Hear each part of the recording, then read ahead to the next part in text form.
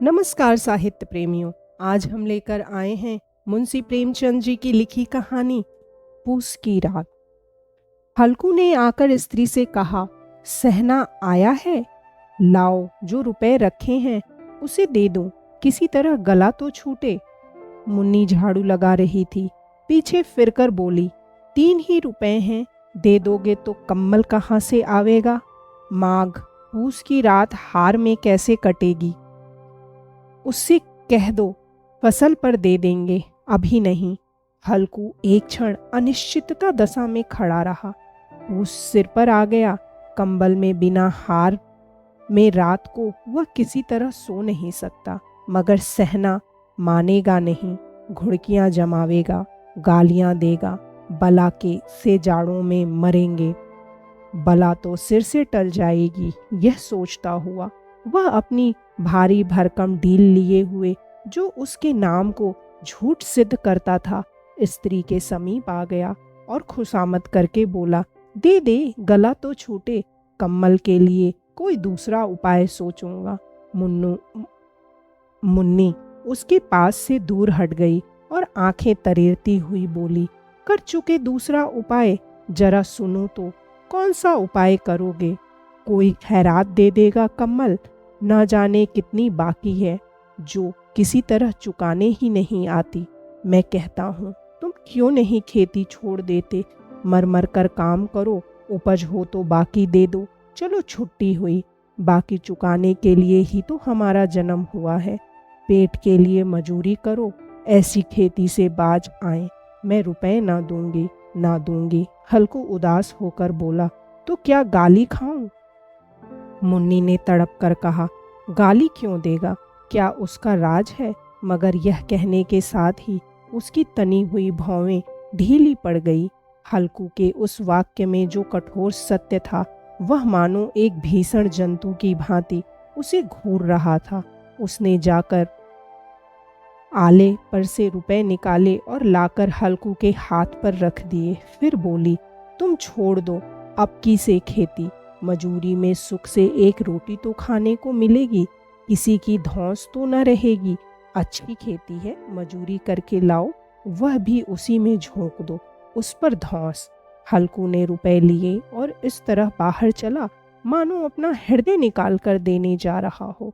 उसने मजूरी से एक एक पैसा काट काट कर 3 रुपए कंबल के लिए जमा किए थे।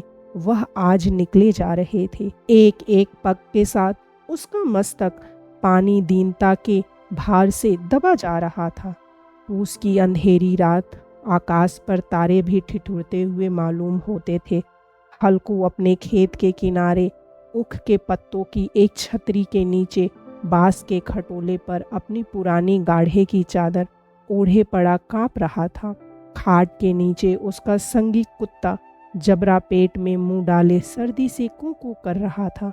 2 में से एक को भी नींद नहीं आ रही थी। हल्कू ने घुटनियों को गर्दन में चिपकाते हुए कहा, क्यों जबरा, जाड़ा लगता है? कहता तो था घर में पुआल पर लेट रह, तो यहाँ क्या लेने आए थे? अब खाओ ठंड, मैं क्या करूं? जानते थे मैं यहाँ हलवा पूरी खाने आ रहा हूँ। दौड़े दौड़े आगे आगे चले आए, अब रो नानी के नाम को।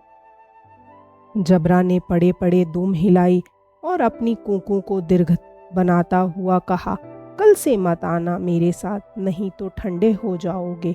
यही राण पछुआ ना जाने कहाँ से बर्फ लिए आ रही हैं। उठूं फिर एक चीलम भरूं, किसी तरह रात तो कटे। 8 चीलम तो पी चुका, यह खेती का मजा है। और एक भगवान ऐसे पड़े हैं जिनके पास जाड़ा आए तो गर्मी से घबरा कर भागे। मोटे मोटे गद्दे, लिहाफ, कंबल, मजाल है जाड़े का गुजर हो जाए। तकदीर की खूबी, मजूरी हम करें, मजा दूसरे लूटे। हल्कू उठा, गड्ढे में से जरा सी आग निकाल कर चीलम भरी। जबरा भी उठ बैठा। हल्कू ने चीलम पीते हुए कहा, पिएगा चीलम?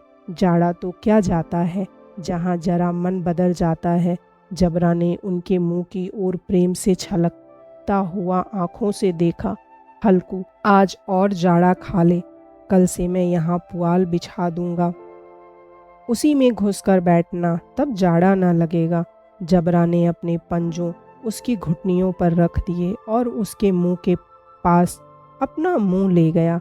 हल्कू को उसकी गर्म सांस लगी। चीलम पीकर हल्कू फिर लेटा और निश्चय करके लेटा ही, चाहे कुछ हो अब की सो जाऊंगा। पर एक ही क्षण में उसके हृदय में कंपन होने लगी। कभी इस करवट लेटता, कभी उस करवट, पर जाड़ा किसी पिशाच की भांति उसकी छाती को दबाए हुए था। जब किसी तरह ना रहा गया, उसने जबरा को धीरे से उठाया और उसके सिर को थपथपाकर उसे अपनी गोद में सुला लिया। कुत्ते की देह से जाने कैसी दुर्गंध आ रही थी, पर वह उसे अपनी गोद में चिपटाए हुए ऐसे सुख का अनुभव कर रहा था जो इधर महीनों से उसे ना मिला था। जबरा शायद यह समझ रहा था कि स्वर्ग यही है, और हल्कू की पवित्र आत्मा में तो उस कुत्ते के प्रति घृणा की गंध भी वह इतनी ही तत्परता से गले लगाता। वह अपनी दीनता से आहत न था जिसने आज उसे इस दशा को पहुंचा दिया। नहीं, इस अनोखी मैत्री ने जैसे उसकी आत्मा के सब द्वार खोल दिए थे और उनका एक एक अणु प्रकाश से चमक रहा था। सहसा जबरा ने किसी जानवर की आहट पाई। इस विशेष आत्मीयता ने उसमें एक नई स्फूर्ति पैदा कर रही थी जो हवा के ठंडे झोंकों को तुच्छ समझती थी। वह झपट कर उठा और छपरी से बाहर आकर भौंकने लगा। हल्कू ने उसे कई बार चूम कार कर बुलाया, पर वह उसके पास न आया। हार में चारों तरफ दौड़ दौड़ कर भौंकता रहा। एक क्षण के लिए आ भी जाता तो तुरंत ही फिर दौड़ता। कर्तव्य उसके हृदय में अरमान की भांति ही उछल रहा था। 1 घंटा और गुजर गया। रात ने शीत को हवा से धधकाना शुरू किया। हल्कू उठ बैठा और दोनों घुटनों को छाती से मिलाकर सिर को उसमें छिपा लिया। फिर भी ठंड कम न हुई। ऐसा जान पड़ता था सारा रक्त जम गया है, धमनियों में रक्त की जगह हिम बह रही हैं। उसने झुककर आकाश की ओर देखा। अभी कितनी रात बाकी है। सप्तऋषि अभी आकाश में आधे भी नहीं चढ़े। ऊपर आ जाएंगे तब कहीं सवेरा होगा। अभी पहर से ऊपर रात है। हल्कू के खेत से कोई एक कोली के टप्पे पर आमों का एक बाग था। पतझड़ शुरू हो गई थी। बाग में पत्तियों को ढेर लगा हुआ था। हल्कू ने सोच चलकर पत्तियों बटोरूं और उन्हें जलाकर खूब तापूं। रात को कोई मुझे पत्तियों बटोरते देखा तो समझे कोई भूत है, कौन जाने कोई जानवर ही छिपा बैठा हो। मगर अब तो बैठ नहीं रहा जाता।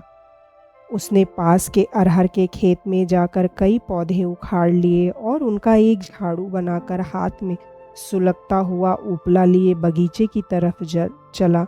जबरा ने उसे आता देखा, पास आया और दुम हिलाने लगा। हल्कू ने कहा, अब तो नहीं रहा जाता जबरू, चलो बगीचे में पत्तियों बटोर कर तापें, टाँटे हो जाएंगे तो फिर आकर सोएंगे। अभी तो बहुत रात है। जबरा ने कूकू करके सहमति प्रकट की और आगे बगीचे की ओर चला। बगीचे में खूब अंधेरा छाया हुआ था और अंधकार में निर्दय पवन पत्तियों को कुचलता हुआ चला जाता था। वृक्षों से ओस की बूंदें टप टप नीचे टपक रही थीं। एकाएक एक झोंका मेहंदी के फूलों की खुशबू लिए हुए आया। हल्कू ने कहा, कैसी अच्छी महक आई जबरू, तुम्हारी नाक में तो सुगंध आ रही है। जबरा को कहीं जमीन पर एक हड्डी पड़ी मिल गई थी, उसे चिचोड़ रहा था। हल्कू ने आग जमीन पर रख दी और पत्तियां बटोरने लगा। जरा देर में पत्तियों का ढेर लग गया था। हाथ ठिठुरे जाते थे, नंगे पांव गले जाते थे और वह पत्तियों का पहाड़ खड़ा कर रहा था। इसी अलाव में वह ठंड को जलाकर भस्म कर देगा। थोड़ी देर में अलाव जल उठा। उसकी लौ ऊपर वाले वृक्ष की पत्तियों को छू छू कर भागने लगी। उस अस्थिर प्रकाश में बागीचे के विशाल वृक्ष ऐसे मालूम होते थे मानो उस अथाह अंधकार को अपने सिरों पर संभाले हुए हों। अंधकार के उस अनंत सागर में यह प्रकाश एक नौका के समान हिलता मचलता हुआ जान पड़ता था। हल्कू अलाव के सामने बैठा आग ताप रहा था। एक क्षण में उसने दोहर उतार कर बगल में दबा ली, दोनों पांव फैला दिए मानो ठंड को ललकार रहा था। तेरे जी में आए सोकर ठंड की असीम शक्ति पर विजय पाकर वह विजय गर्व को हृदय में छिपा ना सकता था। उसने जबरा से कहा, क्यों जब्बर, अब ठंड नहीं लग रही है? जब्बर ने कूं कूं करके मानो कहा, अब क्या ठंड लगती ही रहेगी, पहले से यह उपाय न सूझा, नहीं इतनी ठंड क्यों खाते? जब्बर ने पूंछ हिलाई, अच्छा आओ इस अलाव को कूदकर पार करें, देखें कौन निकल जाता है। अगर जल गए बच्चा तो मैं दवा ना करूँगा। जब्बर ने उस अग्नि राशि की ओर कातर नेत्रों से देखा। मुन्नी से कल ना कह देना नहीं लड़ाई करेगी। यह कहता हुआ वह उछाल और उस अलाव के ऊपर से साफ निकल गया। पैरों में जरा लपट लगी पर वह कोई बात न थी। जबरा आग के गिर्द घूमकर उसके पास आ खड़ा हुआ। हल्कू ने कहा, चलो चलो, इसकी सही नहीं, ऊपर से कूद कर आओ। वह फिर कूदा और अलाव के इस पार आ गया। पत्तियां जल चुकी थीं, बगीचे में फिर अंधेरा छा गया। राख के नीचे कुछ कुछ आग बाकी थी, जो हवा का झोंका आ जाने पर जरा जाग उठती थी, पर एक क्षण में फिर आंखें बंद कर लेती थी। हल्कू ने फिर चादर ओढ़ ली और गर्म राख के पास बैठा हुआ एक गीत गुनगुनाने लगा। उसके बदन में गर्मी आ गई थी, पर ज्यों-ज्यों शीत बढ़ती जाती थी उसे आलस से दबाए लेता था। जबरा जोर से भौंककर खेत की ओर भागा। हल्कू को ऐसा मालूम हुआ कि जानवरों का एक झुंड खेत में आया है। शायद नीलगायों का झुंड था। उनके कूदने दौड़ने की आवाज़ें साफ कान में आ रही थीं। फिर ऐसा मालूम हुआ कि खेत में चर रही हैं। उनके चबाने की आवाज़ चर-चर सुनाई देने लगी। उसने दिल में कहा, नहीं, जबरा के होते कोई जानवर खेत में नहीं आ सकता। नोच ही डाले, मुझे भ्रम हो रहा है। कहाँ, अब तो कुछ नहीं सुनाई देता, मुझे भी कैसा धोखा हुआ। उसने जोर से आवाज़ लगाई, जबरा जबरा। जबरा भौंकता रहा, उसके पास ना आया। फिर खेत के चरे जाने की आहट मिली। अब वह अपने को धोखा ना दे सका। उसे अपनी जगह से हिलना जहर लग रहा था। कैसा दंदाया हुआ बैठा था। इस जाड़े पाले में खेत में जाना, जानवरों के पीछे दौड़ना असह्य जान पड़ा। वह अपनी जगह से ना हिला। उसने जोर से आवाज़ लगाई, हिलो हिलो। जबरा फिर भौंक उठा। जानवर खेत चर रहे थे। फसल तैयार है। कैसी अच्छी खेती थी, पर ये दुष्ट जानवर उसका सर्वनाश किए डालते हैं। हल्कू पक्का इरादा करके उठा और 2-3 कदम चला, पर एकाएक हवा कस ऐसा ठंडा चुभने वाला बिच्छू के डंक का सा झोंका लगा कि वह फिर बुझते हुए अलाव के पास आ बैठा और राख को कुरेद कर अपनी ठंडी देह को गरमाने लगा। जबरा अपना गला फाड़ डालता था, नीलगायें खेत का सफाया किए डालती थीं और हल्कू गर्म राख के पास शांत बैठा हुआ था। अकर्मण्यता ने रस्सियों की भांति उसे चारों तरफ से जकड़ रखा था। उसी राख के पास गर्म जमीन पर वही चादर ओढ़कर सो गया। सवेरे जब उसकी नींद खुली तब चारों तरफ धूप फैल गई थी और मुन्नी ही रही थी, क्या आज सोते ही रहोगे? तुम यहाँ आकर रम गए और उधर सारा खेत चौपट हो गया। हल्कू ने उठकर कहा, क्या तू खेत से होकर आ रही है? मुन्नी बोली, हाँ, सारे खेत का सत्यानाश हो गया। भला ऐसा भी कोई सोता है? तुम्हारे यहाँ मड़ैया डालने से क्या हुआ? हल्कू ने बहाना किया, मैं मरते मरते बचा, तुझे अपने खेत की पड़ी है। पेट में ऐसा दर्द हुआ कि मैं नहीं जानता हूँ। दोनों फिर खेत के डांड पर आए। देखा सारा खेत रौंदा पड़ा हुआ है और जबरा मड़ैया के नीचे चित लेटा है, मानो प्राण ही न हो। दोनों खेत की दशा देख रहे थे। मुन्नी के मुख पर उदासी छाई थी, पर हल्कू प्रसन्न था। मुन्नी ने चिंतित होकर कहा, अब मजूरी करके माल गुजारी भरनी पड़ेगी। हल्कू ने प्रसन्न मुख से कहा, रात को ठंड में यहाँ सोना तो न पड़ेगा।